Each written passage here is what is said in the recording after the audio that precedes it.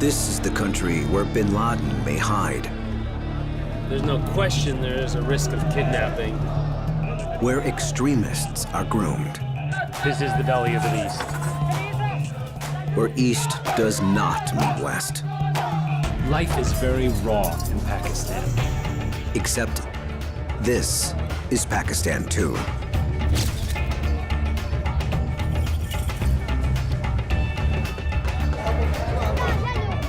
Boom. Will the real Pakistan show its face?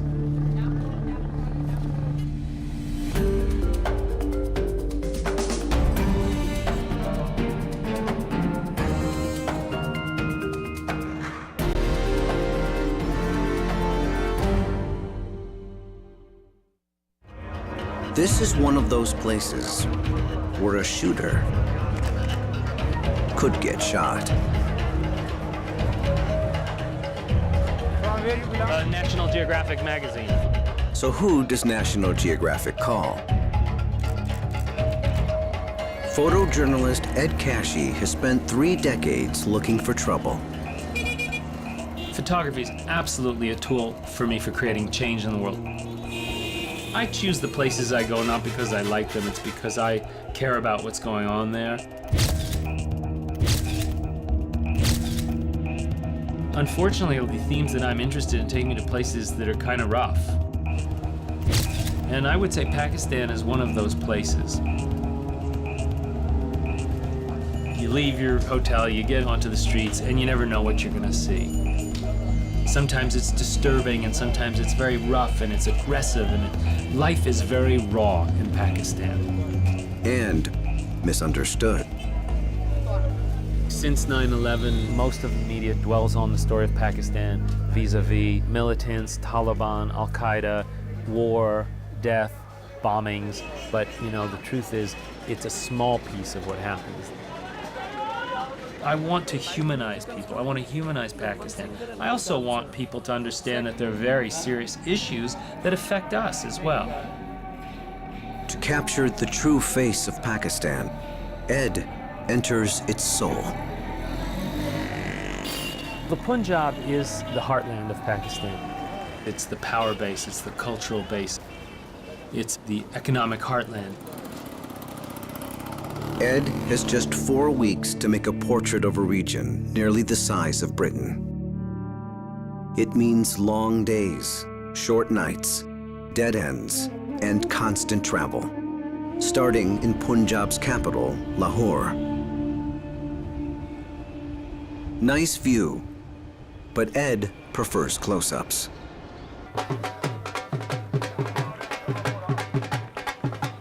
I push when I work. I push really hard.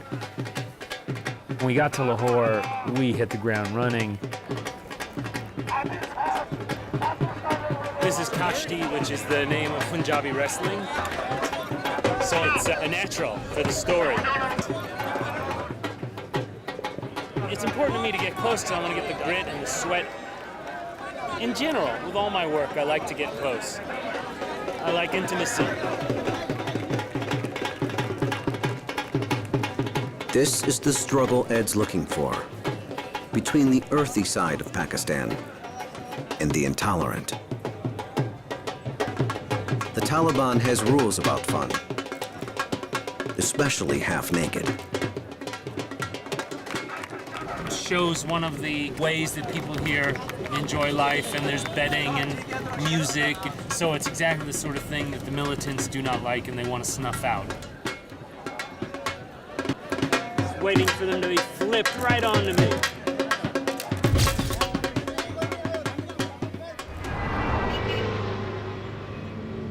Islam is the main faith here. 96% are Muslim.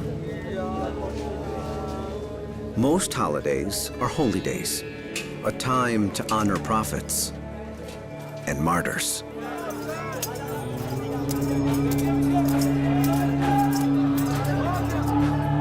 We're at a Shiite commemoration for the suffering of Prophet Ali.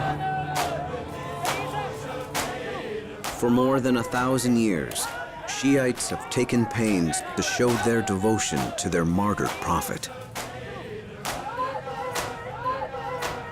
So the really devout Shia, including kids as young as 7 years old, would beat themselves with these metal chains with daggers at the end. And then others would come and beat their chests until it was just black and blue even, to empathize with the pain that Imam Ali went through on the day of his death.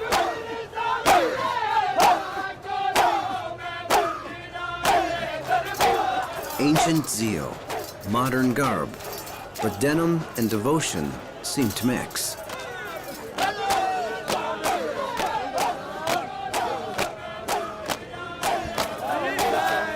The crush of people, the musty odor, the mix of hot bodies crowded into narrow alleyways, the smell of blood. It was just sort of an overwhelming, toxic mix.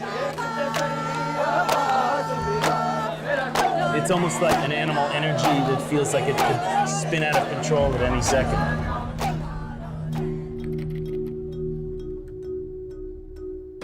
God, it's just wild. The wounds almost look like Islamic scripture out of the Quran. It's bizarre. I never thought about that before. I like the emotion of this. Well, that's good, with this arm raised and the blade.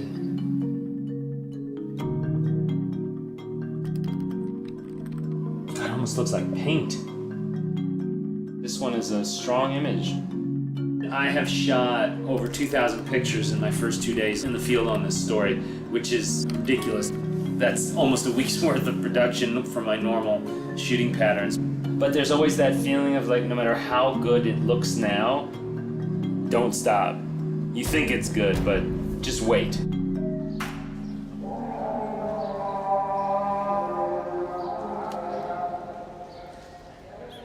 Lahore's landmark, the Badshahi Mosque.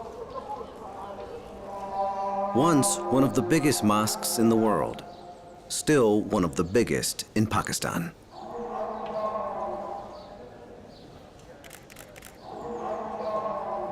I work light in terms of camera equipment. I mostly just work with a fanny pack with my flash cards, a strobe, and I usually, like 90% of the time, I work with one camera. With a very simple, concise set of gear, I can do more than I've ever been able to do. And I like it that way because also physically, I like to be unencumbered when I'm working. There is a kind of hunter-like quality. It's like what it must be like to be a hawk or an eagle when they're on the hunt, you know, and all their senses are alive, and it's almost like you have 360-degree vision, and you're hearing things, and you're sensing movement all around. The mosque is familiar ground. Ed's photographed it 3 times in 10 years. But in such a timeless place, how do you find a fresh angle? You know, already the editorial wheels are turning in my head. What's the story? What's the story? There is no story.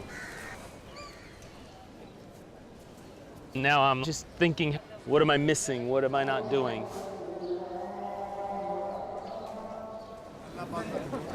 And I see another picture. What I noticed was that there are armed security guards and paramilitary at the entrance to the mosque, and this is something that even when I was here 4 years ago did not exist. And they're frisking people, checking their bags, looking for potential suicide bombers. And so I thought, wow, this is an opportunity to not only make a graphic, powerful image, but also an image that speaks to the current moment we're in here in Punjab.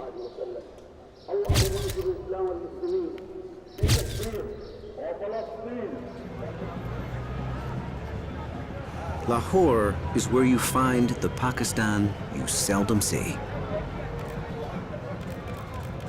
I've been to parties where I think I'm in Soho in New York with, you know, hip young artists drinking and hanging out. So Lahore offers this rich variety of tradition and modernity, and a modernity you do not expect from Pakistan. We're at a trendy restaurant in Lahore called Gunsmoke. All the waiters are in 10-gallon hats, cowboy boots, and belt buckles. And when they bring the drinks on the table, they slam it down on the table. It's a wonderful way to show how Pakistan is different than what we think, and however kitschy or cliche one might think this is, it does reflect a form of modernization. But it's for the elite. The average Punjabi and probably cannot afford to go to places like that.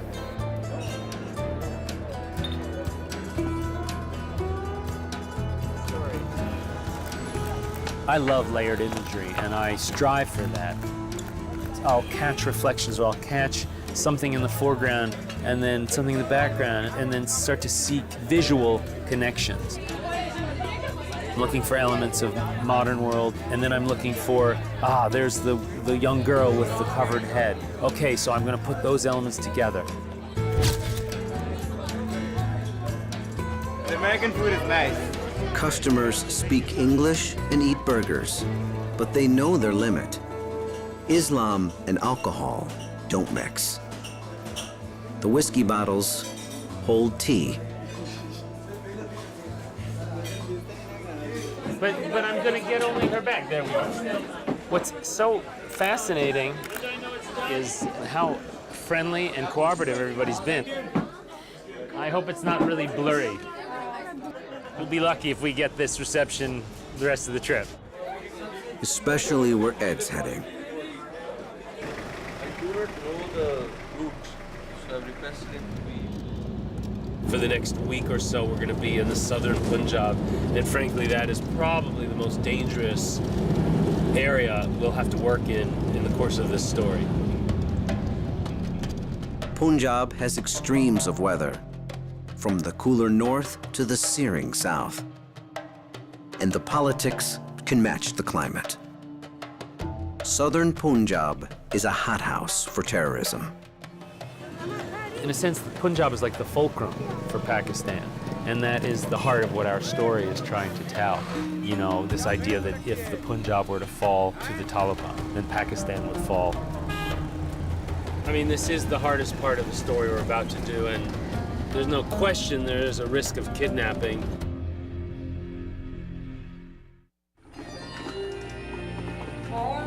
Tradition thrives in Punjab, but tradition can be a hybrid crop. Take the rich landowners, called feudal lords.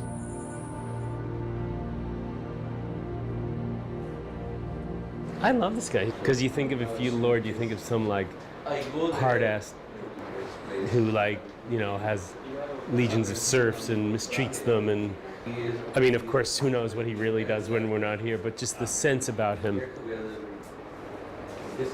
is one of being a bit very genteel and almost effeminate.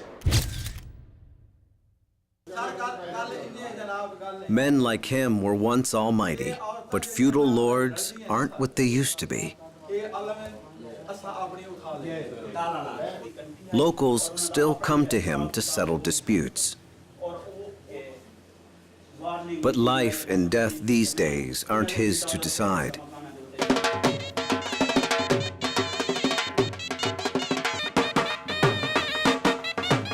Live and let live is his creed, and he knows how to live.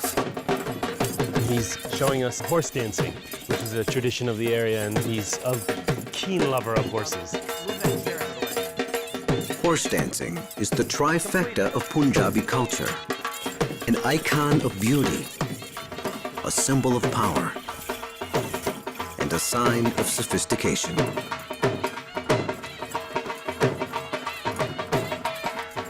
It's a great scene, and it says a lot. It talks about wealth and about privilege.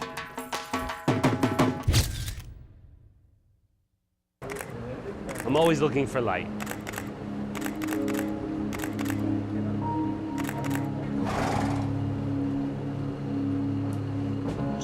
Backlight, almost sort of a God's light behind him. There's a fine line between a dead situation and something that's actually kind of magical. Now that the landlord, Malik, is in the shade, there's nothing to shoot, really.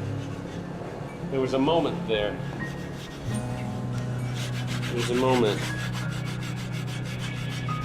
I have no idea if this says anything or means anything, but it's always looking for the light. It does say something. It's a portrait of Punjab. A zest for life.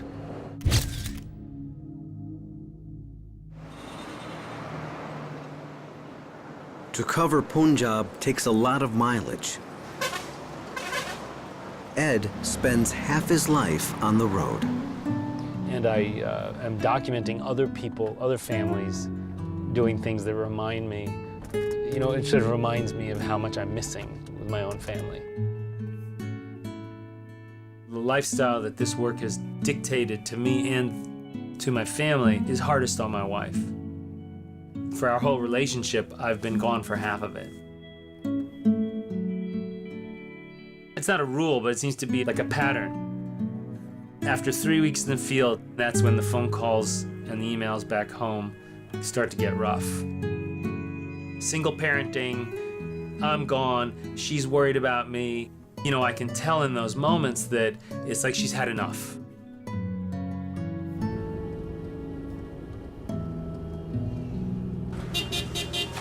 What's going on? Why are we at a standstill? I need to get out and I need to sort of flex my muscles, my photographic muscles. Looking for faces, moments, texture. Looking for texture.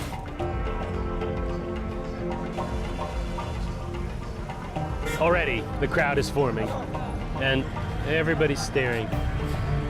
It makes it so hard to do what I do best and what I love doing, which is candid imagery. It's a crowd. This is no good. That's the challenge in doing photojournalism. You don't have control over the situation, over the light. You don't have control over the aesthetics, and you don't have control over the content. Boom, boom, boom, boom, yes! I'm kind of realizing at this point, I've just not been looking at sort of sense of place pictures. I've been so caught up in kind of the, you know, very intimate, nitty-gritty scenes, and have to remind myself it's time to pull back.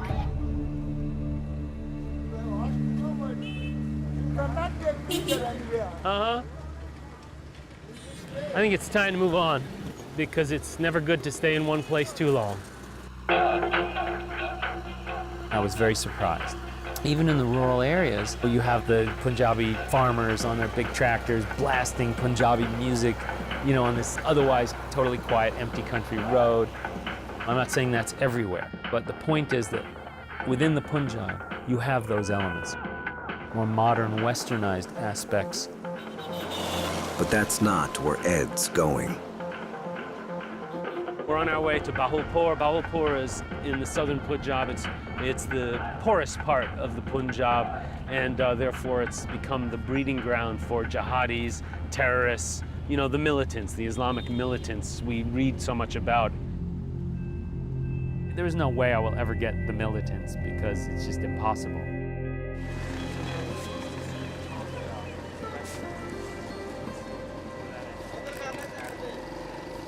You show the madrasas, the religious schools.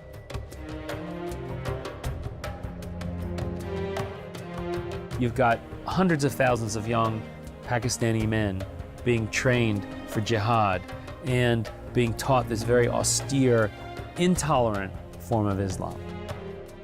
And it goes against the grain of the Punjabi culture and the Punjabi character.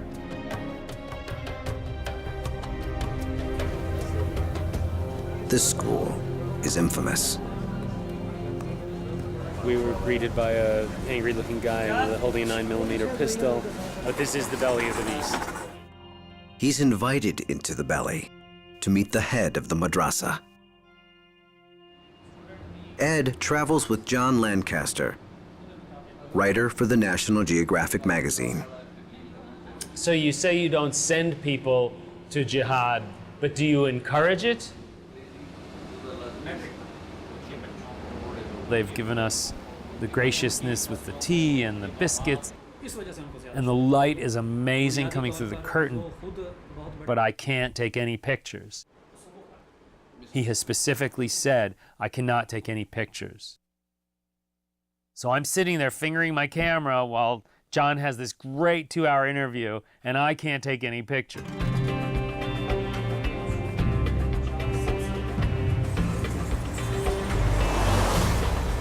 I'm not feeling good right now. I feel like we've been led on a wild goose chase.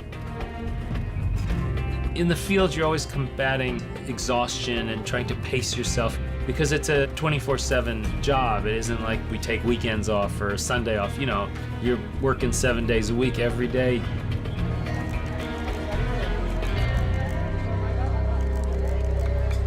Well, we've just had another 7-hour day of driving in the intense heat of southern Punjab. And we've arrived at this Sufi shrine. Sufis devote their lives to getting closer to God. What comes with that is a mysticism, a tolerance, a softness, and qualities that we do not associate in the West with Pakistan. Sufism is such an important part of this story. And I'm shooting, I'm trying, I'm looking, I'm pushing myself, It's about 11 o'clock at night. My health is just starting to tank. I am fatigued, I don't feel well. There's not enough light and I can't see any pictures. You know, I'm ready to pack it in. It's like I know there's something magical to be had here, and I'm just not getting it. And then I turned around, there's this beautiful shot of a gorgeous wall with these garlands of lights coming down, and there's this lone figure, this woman in a lovely sari, just sort of standing there in this beautiful repose.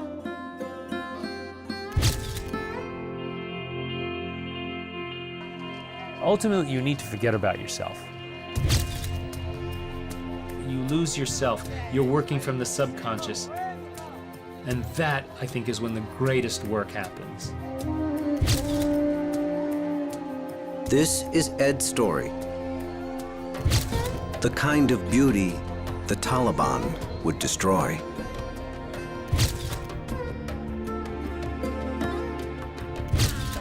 Sometimes you can make a point by making an opposite point. You can make an argument by making the counter-argument. So instead of showing extremism, what we'll show is what's at stake if the extremists win. Punjabi spirit is an open spirit, it's a tolerant spirit. This is what's at stake.